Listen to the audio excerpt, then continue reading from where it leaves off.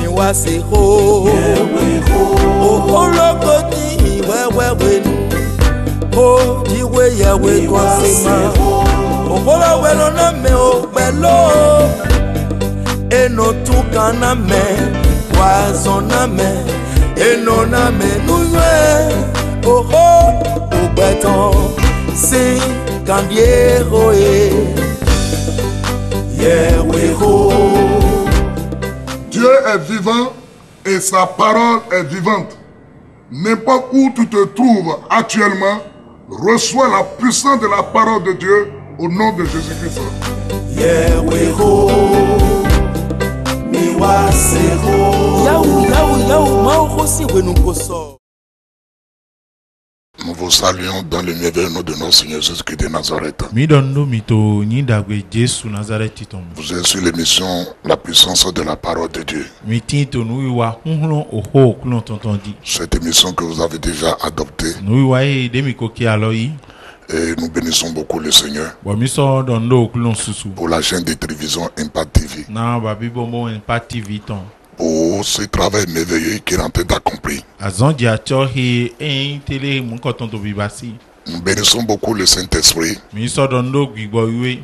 pour sa fidélité et pour son amour. Chers téléspectateurs, chers frères et sœurs en Christ, nous voulons nous entretenir avec vous sur quelque chose de très spécial et de très convaincant. La parole de Dieu nous dit dans 1 Jean 5, verset 4 à 8. 1 Jean 5, verset 4 à 8. Nous lisons que tout ce qui est né de Dieu triomphe du monde. Tout ce qui est né de Dieu triomphe du monde. Et la victoire qui triomphe du monde, c'est notre foi. Qui est celui qui a triomphé du monde? Sinon celui qui croit que Jésus est le Fils de Dieu. C'est lui, Jésus-Christ, qui est venu avec de l'eau et du sang. Non avec l'eau seulement, mais avec l'eau et avec le sang. Et c'est l'Esprit qui rend témoignage, parce que l'Esprit est la vérité. Car il y en a trois qui rendent témoignage: l'Esprit, l'eau et le sang. Et les trois sont d'accord. Chers téléspectateurs, ce passage nous révèle certaines vérités que chaque croyant en Christ doit connaître et appliquer s'il veut demeurer dans la victoire du salut obtenu en Christ. La vie chrétienne, c'est une vie victorieuse. Et la parole que nous venons de lire nous dit que tout croyant en Christ est un triomphateur. Vous attendez? Tout croyant en Christ est un triomphateur. C'est-à-dire celui qui a remporté une grande victoire, celui qui a un succès incontestable sur le monde. Parce que quand on dit triompher, c'est remporter une victoire éclatante. Et la parole de Dieu nous dit que tout ce qui est né de Dieu triomphe du monde. Tout ce qui est né de Dieu Dieu, triomphe du monde. Or, seuls ceux qui ont accepté Jésus-Christ dans leur vie en tant que leur sauveur et Seigneur, c'est ceux-là qui sont nés de Dieu. Ceux qui ont accepté la bonne nouvelle du salut en Christ et qui ont cru à l'évangile et qui sont venus à Christ pour être sauvés. La Bible déclare que ceux-là sont nés de Dieu. Et la même parole nous dit ici que tout ce qui est né de Dieu triomphe du monde. Donc, chers croyants en Christ, ce que nous appelons communément chrétiens, écoute-moi, un vrai chrétien, c'est que celui qui est né réellement de nouveau, celui qui est né de Dieu, c'est un vainqueur, c'est un triomphateur, c'est celui qui a remporté la victoire éclatante. Parce que triompher, c'est vaincre, c'est surmonter. Donc celui qui a reçu Jésus-Christ dans sa vie pour naître de nouveau n'est plus à la merci du monde. C'est-à-dire le monde n'a aucun pouvoir sur celui qui est né de Dieu. Je ne parle pas de ceux qui s'en vont à l'église, parce que beaucoup s'en vont à l'église mais ils ne sont pas nés de nouveau. Je ne parle pas de ceux qui parlent la parole, beaucoup parlent la parole mais ils ne sont pas nés de nouveau. Et au passage, il faut faire beaucoup attention, parce que ce n'est pas tous ceux qui disent c'est un Seigneur qui sont réellement venus du Seigneur. Et puis attention, parce que nous vivons les derniers temps où il y a des gens qui ont commencé avec Christ mais aujourd'hui qui sont dans des sociétés secrètes. Il peut être apôtre, il peut être prophète, il peut être pasteur, il peut être évangile, il peut être docteur, tout ce que vous voulez. Et ils ont commencé, vous les connaissez, ils ont commencé avec Christ. Et aujourd'hui, ils sont dans des sociétés secrètes, ils sont dans des groupes mystiques. Et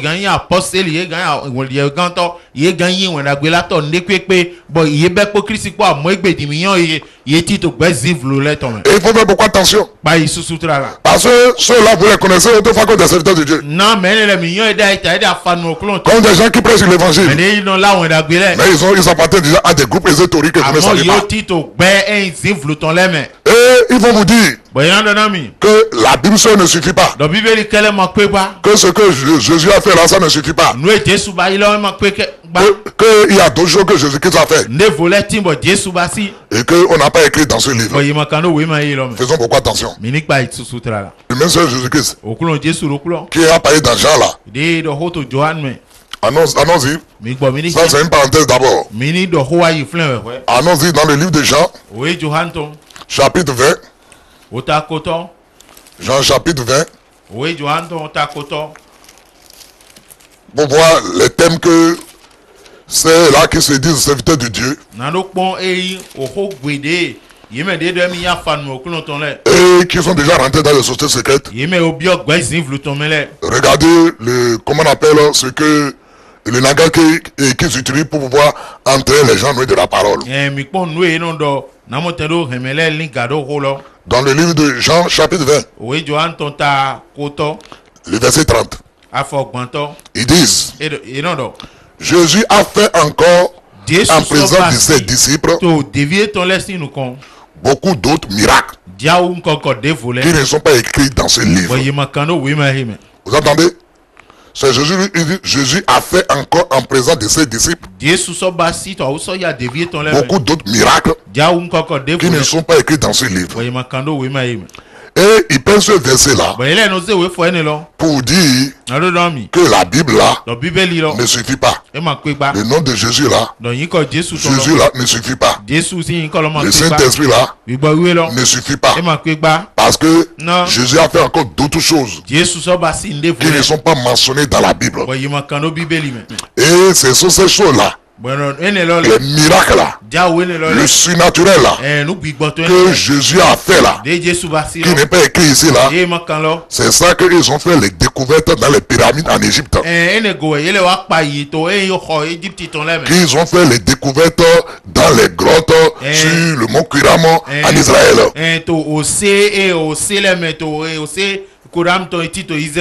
Que c'est ça que ils ont trouvé dans des décombres et comment on appelle, dans les fouilles archéologiques en Israël.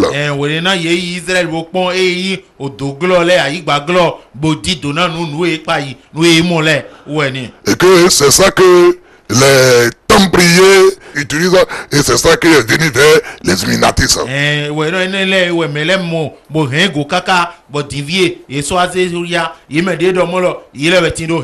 Et donc, il prend ce verset là pour vous dire,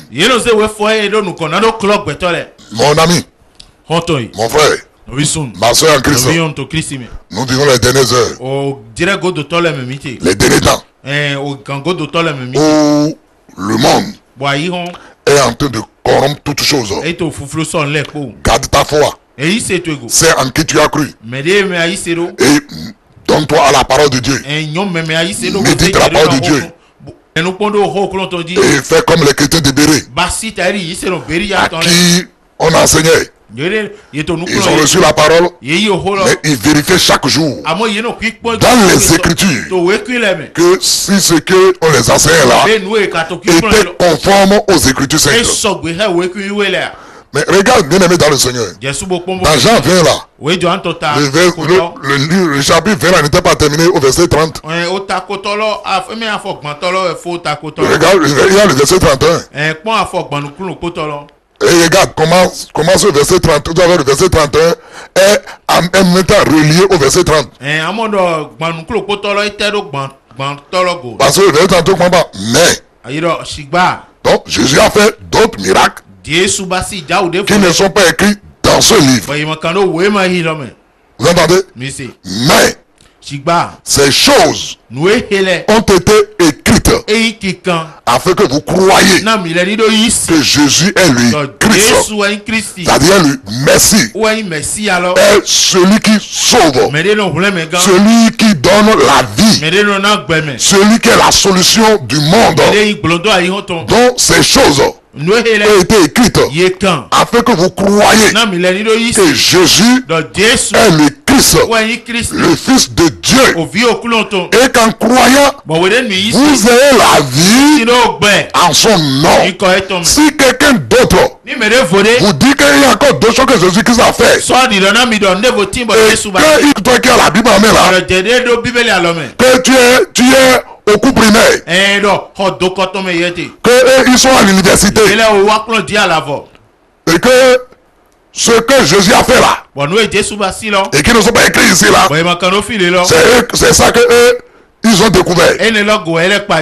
Bon, si on dit que Jésus a fait beaucoup de choses, et que ce n'est pas écrit dans la parole de Dieu, c'est que ce n'était pas nécessaire pour nous. Et c'est pour ça qu'on a dit, mais ce qui est écrit ici là, dans la parole de Dieu là, est suffisant pour que nous puissions reconnaître que Jésus est le Christ. C'est-à-dire, c'est le Messie, le Sauveur du monde, celui qui est la solution de Dieu pour les problèmes des hommes, celui en qui l'on peut retrouver la vie.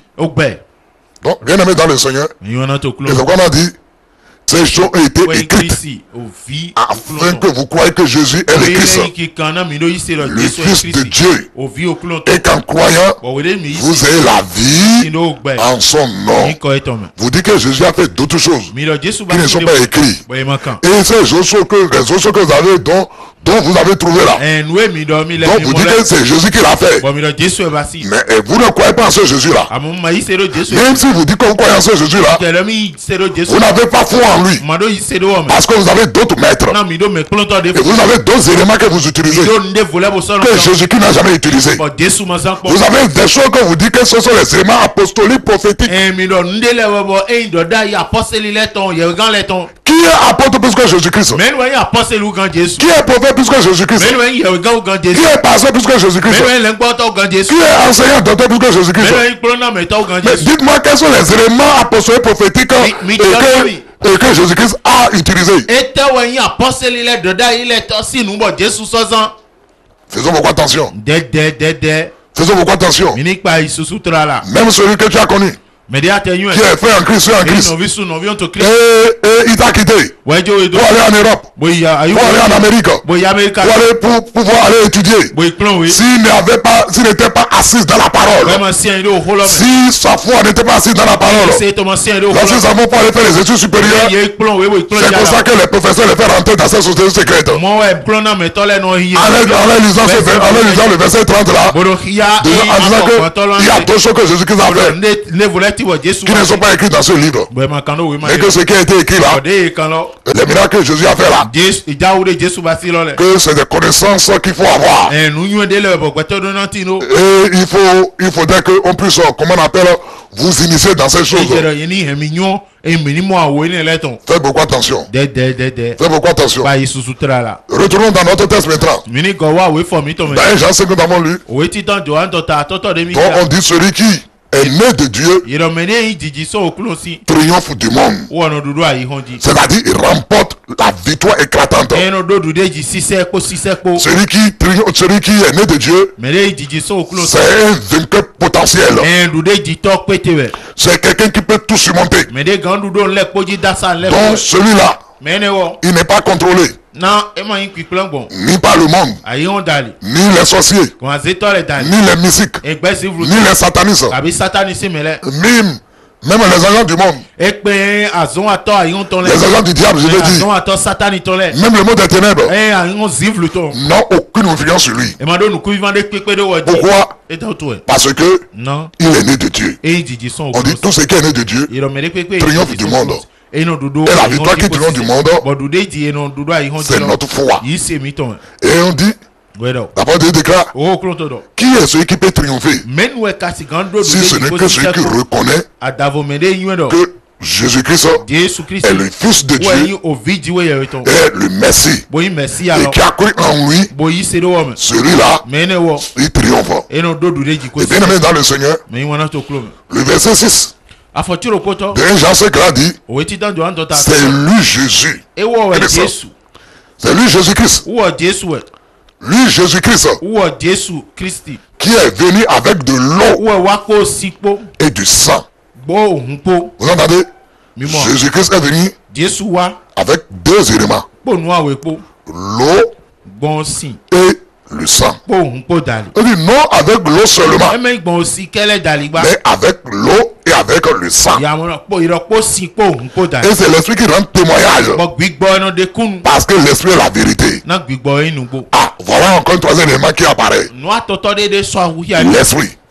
Donc on dit Jésus là, lorsqu'il est venu dans ce monde pour accomplir l'œuvre du salut, il y a deux éléments que Jésus a apporté, l'eau et le sang. Et effectivement, à la croix, lorsqu'il a été percé, et l'eau et le sang, les deux sont sortis. Et la Bible dit, le troisième élément, le Saint-Esprit, est venu confiner, est venu témoigner qu'il faut l'eau, qu'il faut le sang pour pouvoir triompher. Donc le croyant en Christ qui veut triompher là doit considérer ces trois éléments, l'eau, le sang et l'esprit. Et écoutez bien, l'eau symbolise ici la parole de Dieu.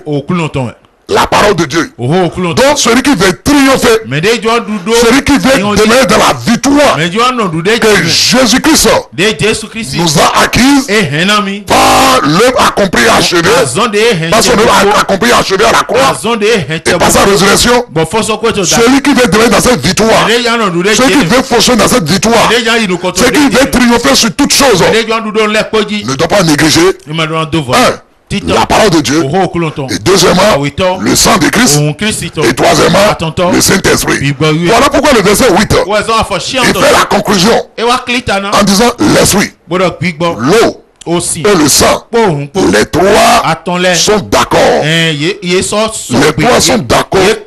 On fait quoi? Les trois sont d'accord par rapport à quoi? Les trois sont d'accord que celui qui croit en Jésus-Christ triomphe du monde. Les trois sont d'accord pour continuer à amener le croyant à évoluer dans la victoire acquise en Christ. Donc, pour nous les croyants, il y a trois choses que nous devons considérer. Un, la parole de Dieu, qui est l'eau ici. Deux, le sang du Christ Jésus. Et trois, le Saint-Esprit. Bien-aimés dans le Seigneur, nous voulons parler un de ces trois éléments. Que la religion, ou bien, comment on appelle, la connaissance humaine, a commencé par négliger, ou bien que on n'a pas saisi son importance, et que lorsque nous bafons cela, comment on appelle, lorsque nous bafons l'un de ces trois éléments, c'est-à-dire la parole, le sang de Christ et le Saint-Esprit, vous serez seulement chrétien de nom. Vous irez simplement à l'église, mais vous n'aurez pas la victoire. Vous ne pouvez pas triompher. Et bien aimé dans le Seigneur, l'un de ces trois éléments que nous allons aborder aujourd'hui, c'est le sang du Christ Jésus. Le sang du Christ Jésus. Bien aimé dans le Seigneur, le sang du Christ Jésus, c'est ce que nous voulons voir. Et si nous développons une communion sincère et tangible avec le Saint-Esprit, il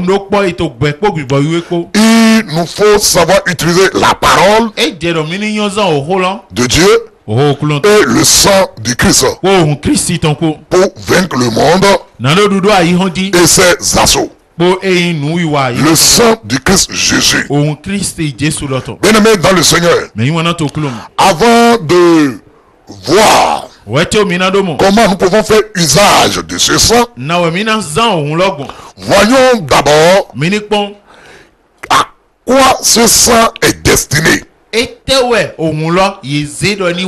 que Jésus-Christ a versé son sang simplement pour la forme? Et bien aimé dans le Seigneur, parce que n'oubliez pas, le jour où Jésus-Christ a été crucifié, il y a aussi deux brigands qui ont été crucifiés avec lui.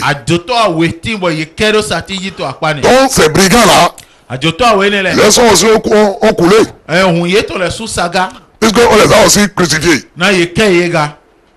Donc le sang aussi a coulé. Mais le sang a coulé pour quelle cause? En guise de la condamnation qui les a été attribuée en tant que malfaiteur. Mais Jésus, lui là, il n'était pas malfaiteur. Il n'est pas un voleur.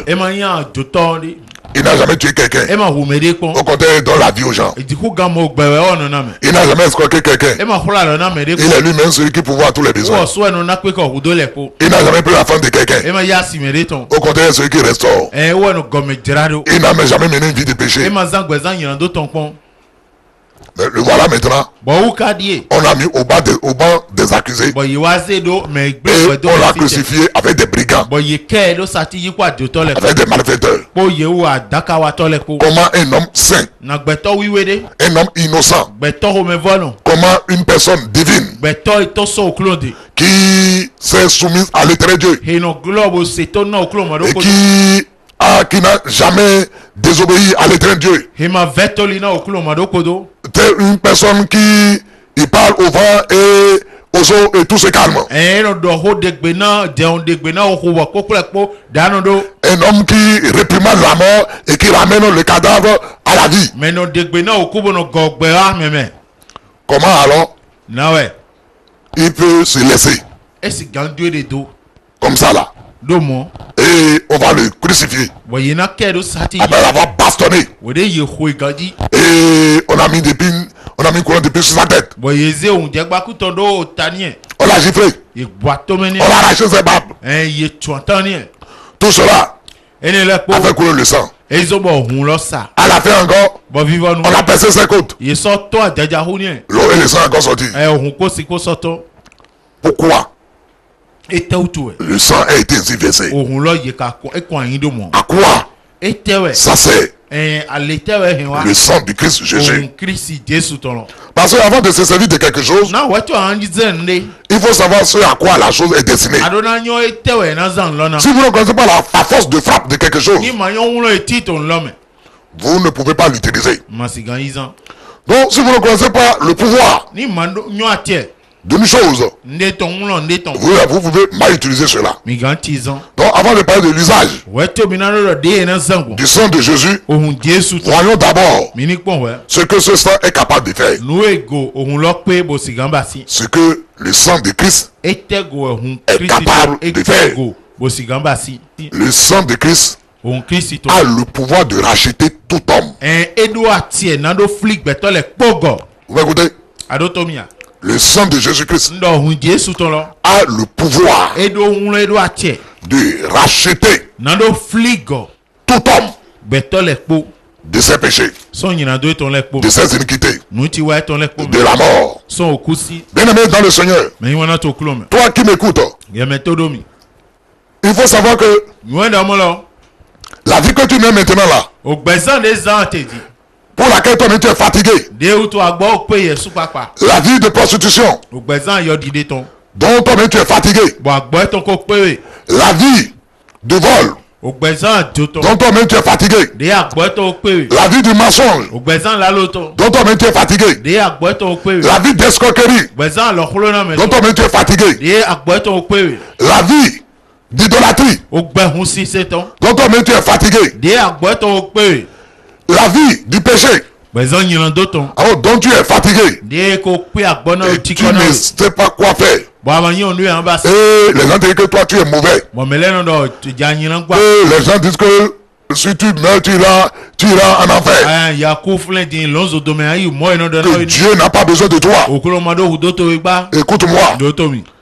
La bonne nouvelle est que le sang que Jésus a versé a le pouvoir de racheter toute personne du péché. Ça veut dire qu'il y a un espoir pour toi. Jésus-Christ a le pouvoir de transformer ta vie. C'est vrai. Les gens peuvent constater ce que tu es, ce que tu vis. Ils peuvent parler de cela. Ils peuvent te critiquer. Ils peuvent dire tout sur toi. Mais aucun être humain, aucun pasteur, aucun apôtre, aucun prophète, aucune prophétesse ne peut pas transformer un être humain, ne peut changer la vie d'un être humain. Le seul qui a la capacité de le faire, qui peut prendre une prostituée pour en faire une mère dans le foyer, qui peut prendre un voleur et la transformer pour faire de lui un homme intègre, le seul qui peut délivrer du tabac qui peut dériver de l'alcoolisme, qui peut dériver de la corruption, qui peut dériver de la sorcellerie, qui peut dériver de la méchanceté, et faire de vous un homme de valeur, une femme de valeur.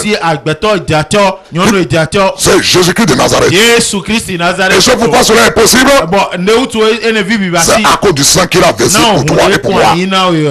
Parce que le sang que Jésus a versé a le pouvoir de racheter tout homme.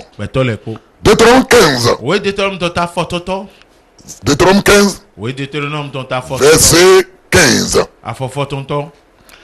Tu te souviendras que tu étais esclave au pays d'Égypte et que l'Éternel ton Dieu t'a racheté. C'est pourquoi je te donne aujourd'hui ce commandement. Chers frères et sœurs en Christ, chers téléspectateurs, Dieu dit ici à Moïse de dire à son peuple, pendant qu'il les a fait sortir de l'esclavage en Égypte, c'est le jour où Dieu a délivré les Hébreux de la main des Égyptiens. Le jour où Dieu a libéré le peuple d'Israël de l'esclavage égyptien. C'est ce jour-là que Dieu a dit, ils n'ont qu'à garder cela en mémoire, et que ce sera une fête qui doit faire en honneur de l'Éternel Dieu, qui les a fait sortir de l'Égypte. Bien-aimés dans le Seigneur, chers frères et sœurs en Christ, c'est ça qu'on appelle Pâques. Donc la Pâques signifie le jour de la délivrance, le jour de la libération de l'esclavage. Et il dit au peuple, pendant qu'ils étaient en esclavage en Égypte, que lui, l'Éternel Dieu, il est venu pour les racheter. Il est venu pour les racheter de l'esclavage. C'est pour cela qu'il les parle aujourd'hui. Écoutez, bien aimé dans le Seigneur, Dieu dit ici qu'il est venu racheter son peuple de l'esclavage de l'Égypte. C'est le jour de ce rachat-là que Dieu a dit, c'est le jour de fête. C'est ça qu'on appelle la Pâque. Donc la Pâque est le début de la marche avec Dieu. La Pâque est le jour d'inauguration de la libération de l'homme de l'esclavage du péché, de l'esclavage du monde, de l'esclavage de Satan, pour commencer une nouvelle vie avec Dieu. L'Égypte est le symbole de ce monde. Pharaon est le symbole de Satan, qui par ruse a amené l'homme à désobéir à Dieu pour le faire entrer dans l'échec, dans la souffrance. Lorsque l'homme a chuté, le diable a fait de l'homme son esclave. À cause de la chute de l'homme dans le jardin d'Éden, le péché a pris l'homme en otage. L'homme est devenu esclave du péché, tout comme le peuple d'Israël était esclave en Égypte. Voilà. Bien aimé dans le Seigneur, c'est homme que Dieu a créé à son image, à sa ressemblance, qu'il a doté du pouvoir, à qui il a confié son règne sur la terre. Cet homme a été complètement désorienté. L'ennemi l'a détourné de son Dieu. Et ce faisant, l'ennemi a fait de lui maintenant son esclave. Et c'est pour cela, bien aimé dans le Seigneur, chers téléspectateurs, l'homme est devenu esclave du monde, esclave du péché. Parce que le diable a mis dans l'homme une autre nature qui ne permet pas à l'homme de se soumettre à Dieu pour pouvoir triompher, pour pouvoir régner. Et bien aimé dans le Seigneur, le péché est dangereux. Regarde dans Romains 7. Si tu as une Bible, Romains chapitre 7, verset 14, va te montrer que le péché est une force. Est une force. Et cette force-là est plus forte que l'homme. C'est pour cela que l'homme lui-même, dans la chair comme ça là, ne peut pas triompher du péché. C'est pourquoi Romains 7 verset 14 nous dit, nous savons en effet que la loi est spirituelle.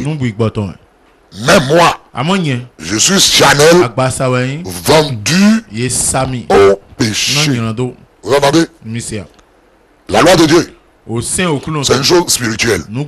Parce que Dieu est spirituel. Donc, entre Dieu, le principe par lequel Dieu opère, c'est une affaire spirituelle. Ça ressort du surnaturel. Mais l'homme là est Chanel. Et il est vendu au péché. C'est-à-dire que le péché est devenu le propriétaire de l'homme. C'est ce qui est arrivé dans le jardin d'Éden. Lorsque Adam et Ève ont été séduits.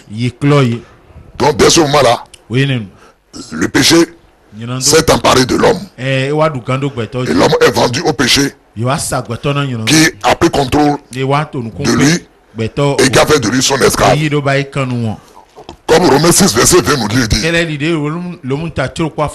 Romains 6 verset 20 dit, car lorsque vous étiez esclave du péché, vous étiez libre à l'égard de la justice. Lorsque vous étiez quoi? Esclave du péché. Donc bien aimé dans le Seigneur, je te pose la question. Un esclave peut-il se libérer lui-même? Est-ce qu'un esclave a de volonté propre?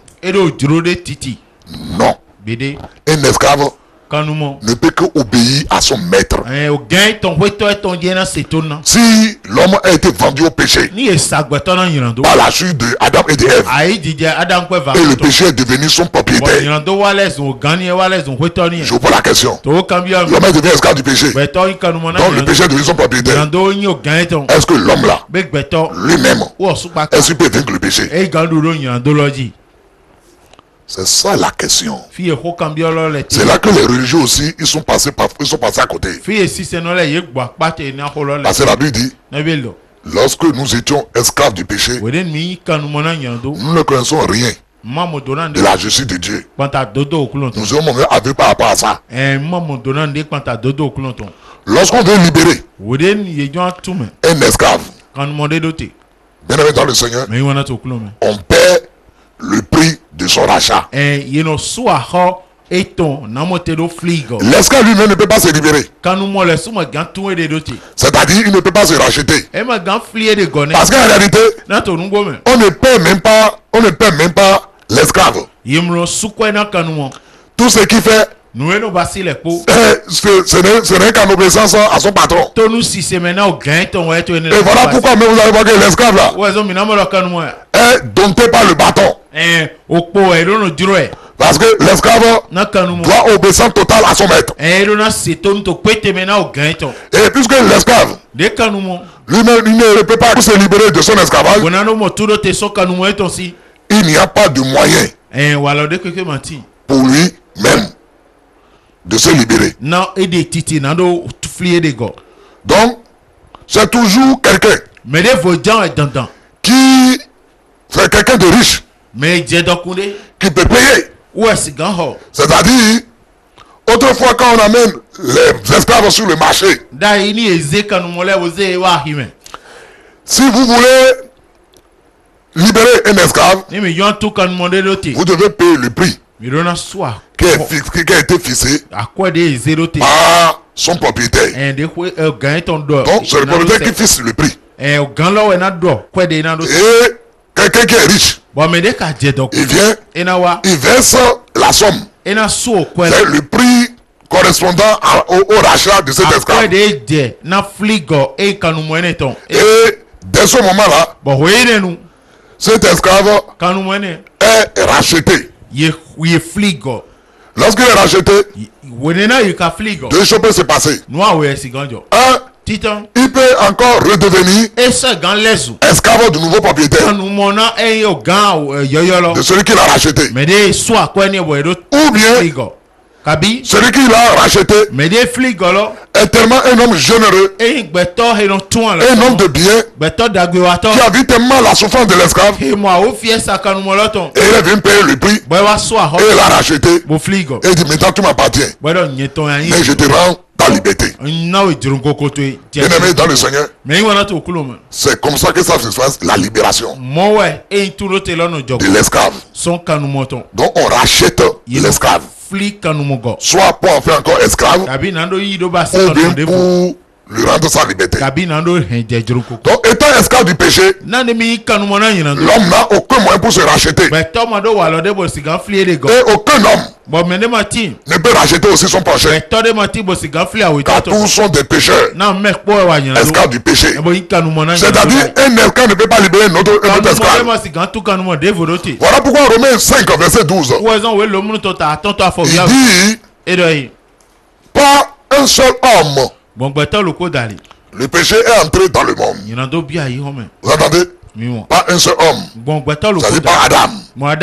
Le péché est entré dans le monde. Et par le péché, la mort. Et qu'ainsi, la mort s'est étendue sur tous les hommes. Parce que tous ont péché. Vous entendez? C'est pas un seul homme que le péché est rentré dans le monde, et le péché a fait de la race humaine son esclave. Ainsi, l'homme ne peut qu'obéir au péché. Et la Bible dit, il n'y a personne sur la terre qui va dire que elle est sainte, qu'elle est sans péché. Ça n'existe pas. Tous ont péché. Même toi qui penses que tu es un bienfaiteur, tu ne fais pas de mal à quelqu'un, tu n'as tué personne, tu n'as pas géré la femme d'autrui. Écoute-moi, ces choses-là que tu as citées ne montrent pas que le péché n'est pas en toi. Parce que quand on dit tous son péché là, on veut vous dire simplement que l'homme naît avec le péché. Donc le péché, c'est une nature que l'homme a reçue du diable lorsque il a amené l'homme à désobéir à l'Éternel Dieu, son créateur. Donc le péché arrêté est aussi spirituel. Parce que n'oubliez pas, le diable aussi est spirituel. Donc, bien aimé dans le Seigneur, mais écoute, le péché est spirituel, mais cela se trouve dans l'homme. Et cette nature qui se trouve dans l'homme là, c'est ça que la parole de Dieu appelle le vieil homme. C'est ça qu'on appelle la nature adamique.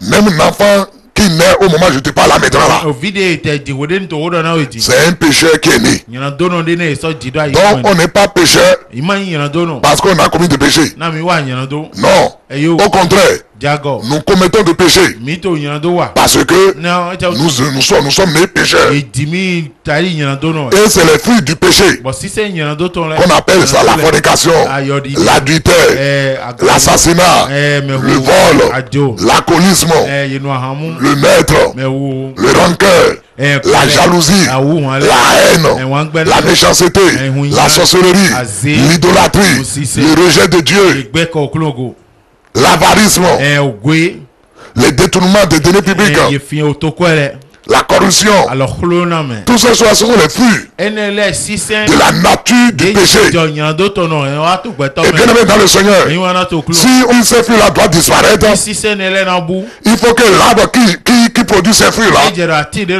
la nature qui produit ces fruits-là, soit dénaturée, soit ôtée. Et bien aimé dans le Seigneur, ni l'homme lui-même, ni la loi n'a aucun pouvoir pour délivrer l'homme du péché. Et bien aimé dans le Seigneur, et pour que tu puisses savoir que le péché est dans la vie de tout homme, c'est pour cela parfois un nouveau né et quelques uns encore, il peut mourir aussi.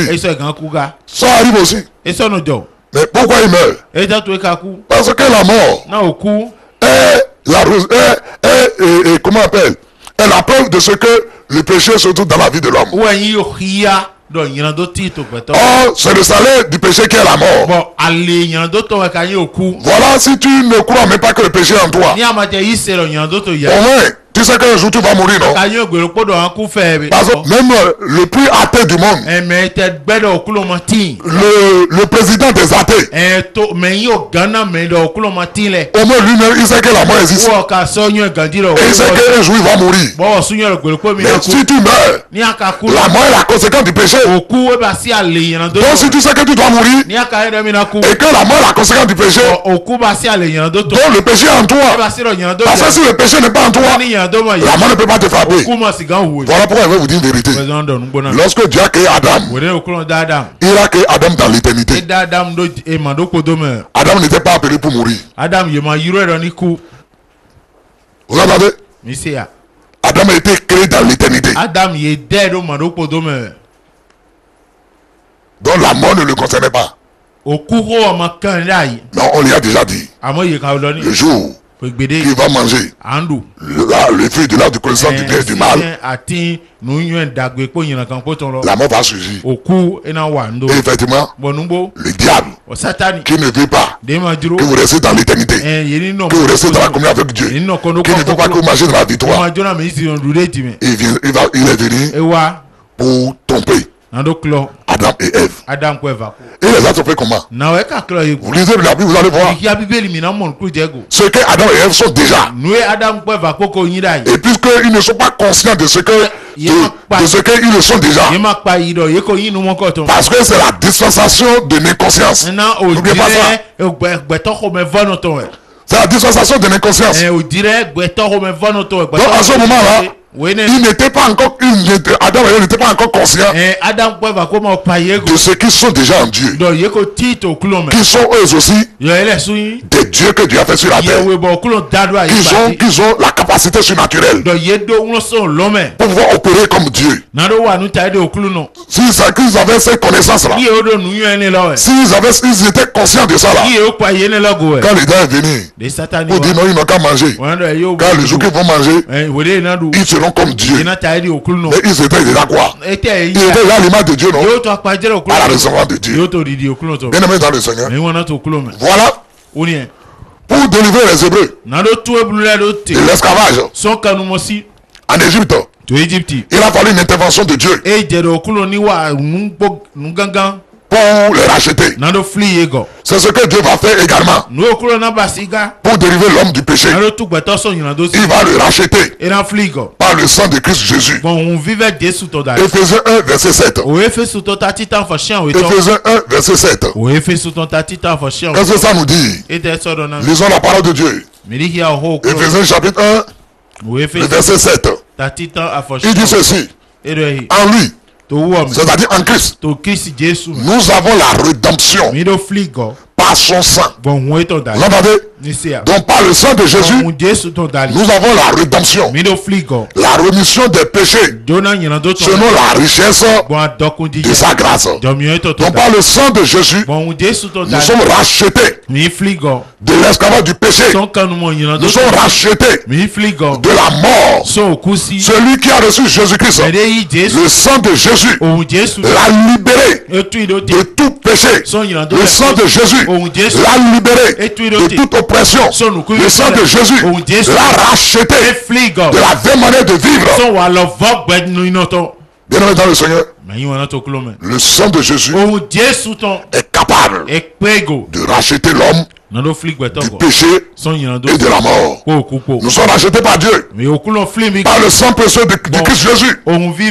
C'est le seul moyen par lequel l'homme peut être délivré du pouvoir du péché pour appartenir à Dieu. Il n'y a pas un autre moyen. Aucun sacrifice, aucun pèlerinage, aucun séance de jeûne et prière ne peut pas vous délivrer du péché. La seule chose, c'est le sang précieux de Jésus. Le sang qui a été versé à la croix de Golgotha.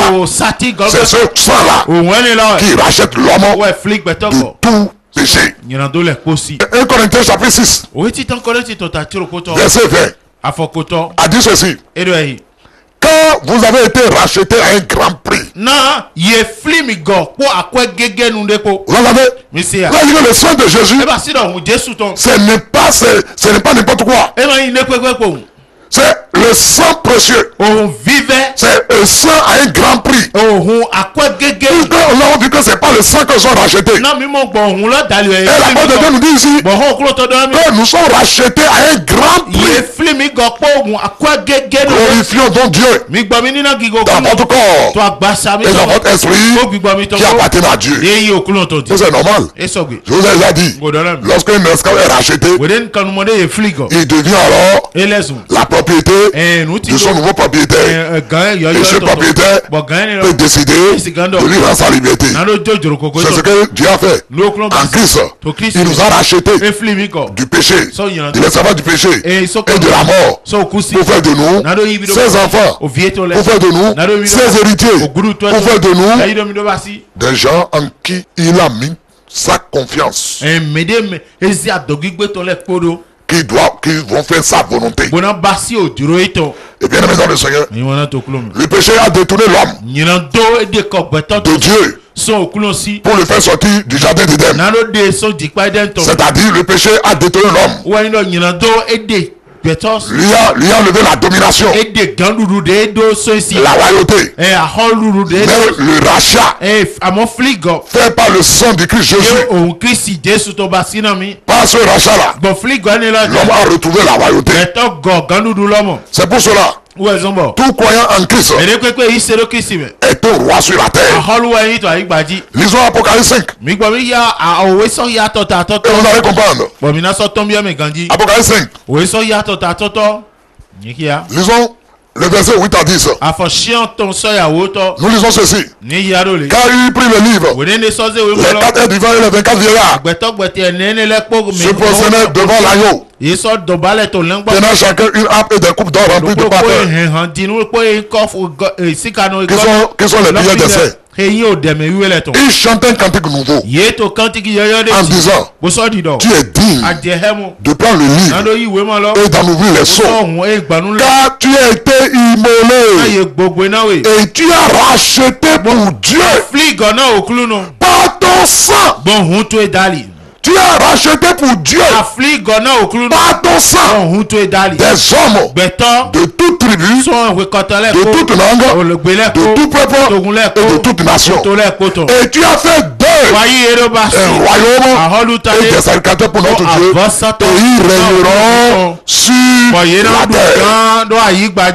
Alléluia. Bien aimé dans le Seigneur, tu as vu ce de quoi le sang de Jésus est capable? Même au ciel, les 24 vieillards, c'est-à-dire même les saints de l'ancienne alliance et les saints de la nouvelle alliance, ensemble, lorsque chez quelqu'un qui peut prendre le livre scellé sur la terre comme au ciel, on n'a pas trouvé. Et Jean même était rentré dans la désolation devant ces scènes-là où il n'a trouvé personne pour prendre le livre. Jean était désolé au point où il a commencé par pleurer. Mais qui peut prendre le livre? livre. Les vieillards se sont approchés. Les vieux vieillards se sont approchés. Ils ont dit genre, comme toi. Ici là on ne plaît pas. Ici c'est la joie. Ici il n'y a plus de preuves. Comme toi. Il n'a que seule personne qui est qualifiée de prendre le livre et de rompre les sceaux. Et j'ai dit où est la personne? Et on lui a dit voici l'agneau de Dieu là qui a été immolé là par son sang. Écoute-moi, il a racheté pour Dieu les hommes de toutes les tribus, de toutes les nations, de toutes les langues. Ça veut dire que le sang de Jésus a le moyen, a la capacité surnaturelle de racheter tout homme, qu'il soit noir, jaune, quelle que soit la nature de la race humaine. Le seul moyen pour le racheter du péché et de la mort, pour qu'il soit restitué à Dieu, pour qu'il soit restauré à Dieu, afin de mener la bonne vie, afin de mener la victoire, afin de mener le succès, afin de pouvoir réussir. Le seul moyen pour le racheter est le sang précieux de Jésus. Et c'est ça là. Non seulement la racheter pour Dieu, mais pour le restaurer sur le trône qu'il a perdu dans le jardin d'Éden. Donc le sang de Jésus, c'est un sang restaurateur. C'est le sang qui nous a fait retrouver le trône perdu. Et je vais te le dire. Écoute bien. C'est dans un jardin. C'est dans un jardin que Adam et Ève ont perdu le trône. C'est dans un autre jardin également que le sang aussi a été coulé. Pour dire que l'homme est racheté pour pouvoir occuper la place qui lui a été arrachée. Apocalypse 1 maintenant, verset 5 à 6, pour nous arrêter. Il dit ceci. Apocalypse 1.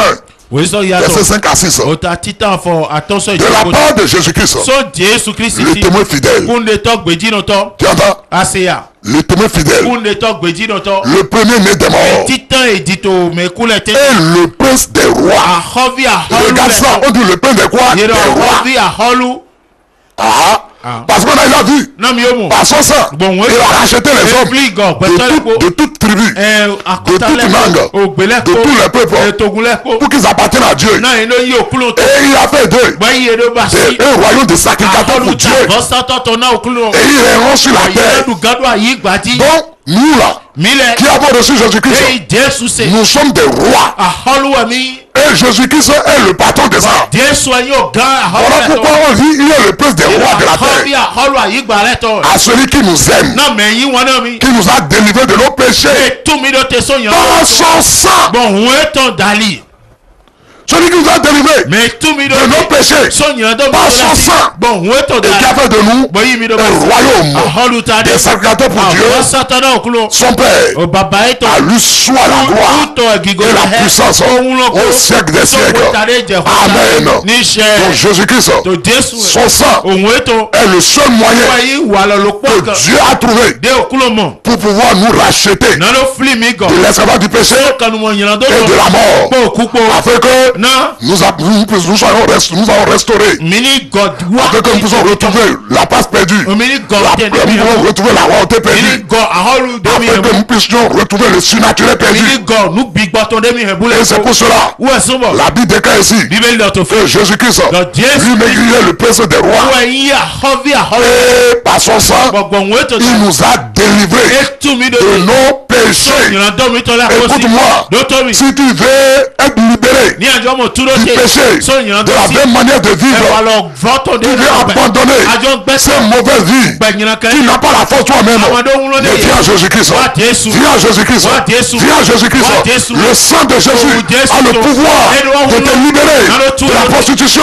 Le sang de Jésus a le pouvoir de te libérer de l'alcoolisme. Le sang de Jésus a le pouvoir de te libérer de l'idolâtrie, de la sorcellerie. Le sang de Jésus a le pouvoir de te libérer de la vieille manière de vivre.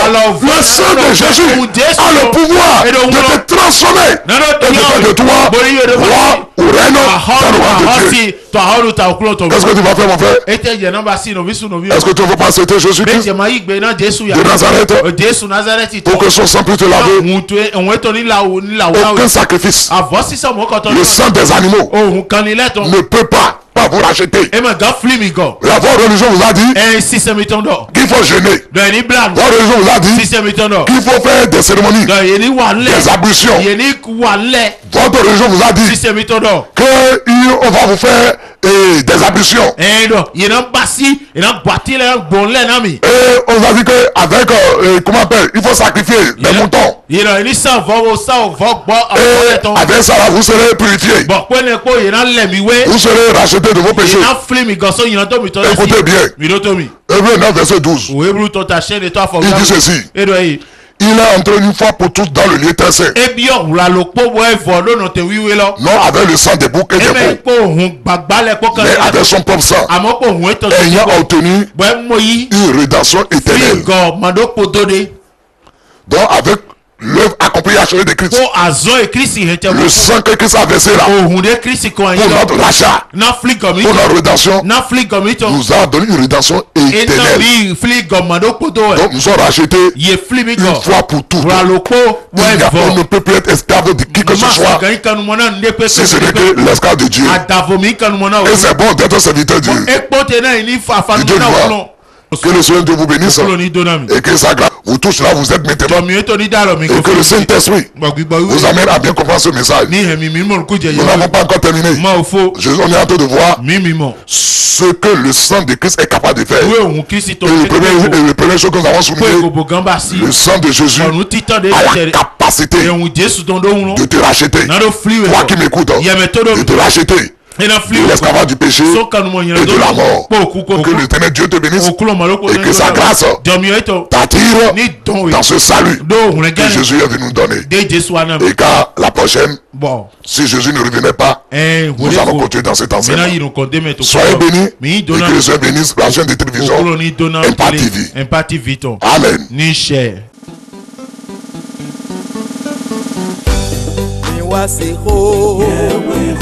Olokoti wewe o diwe yawe kwasema okola welo na me o belo eno tukana me wazona me.